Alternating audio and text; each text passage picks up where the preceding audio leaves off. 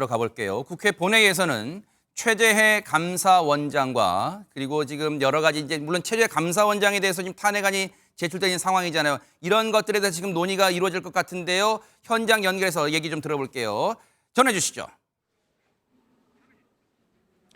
네, 국회입니다. 오전에 열린 본회의에서 최재해 감사원장과 이창수 서울중앙지검장 등 검사 3명에 대한 탄핵 소추안 표결이 진행됐습니다.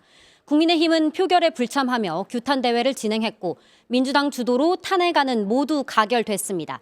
탄핵안 의결 후 최재해 감사원장은 정치적 탄핵 추진으로 감사원의 독립성에 위해를 초래했다며 헌법재판소의 탄핵 심판에 성실히 임하겠다고 밝혔습니다.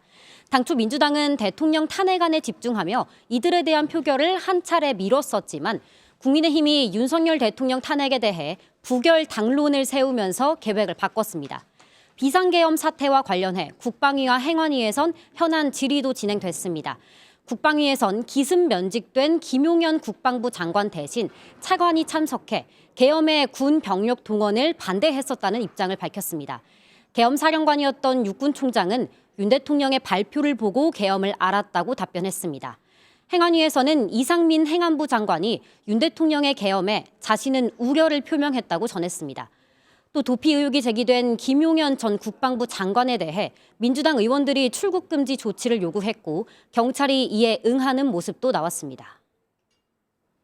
윤석열 대통령에 대한 탄핵 표결 날짜도 이제 정해졌는데 혹시 그 이후에 추가적인 움직임이 전해진 게 있습니까? 네, 일단 민주당은 오는 7일 토요일 저녁 7시쯤 탄핵 소추안 표결 진행하겠다고 밝혔습니다. 또 같은 날 김건희 여사 특검 재표결도 추진하는데요. 김 여사 특검은 당초 오는 10일로 예정돼 있었지만 민주당은 국민의힘이 탄핵안 표결에 불참할 가능성이 있다고 보고 김 여사 특검도 동시에 진행하겠다고 밝혔습니다. 이후 민주당은 10일 본회의에서는 내란죄 관련 상설특검 수사 요구안을 처리하겠다고 예고했습니다. 국민의힘은 어제 의원총회를 통해서 윤 대통령 탄핵에 반대를 당론으로 정했죠.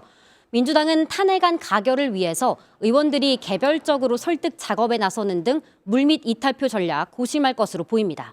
지금까지 국회에서 MBN 뉴스 표선우입니다.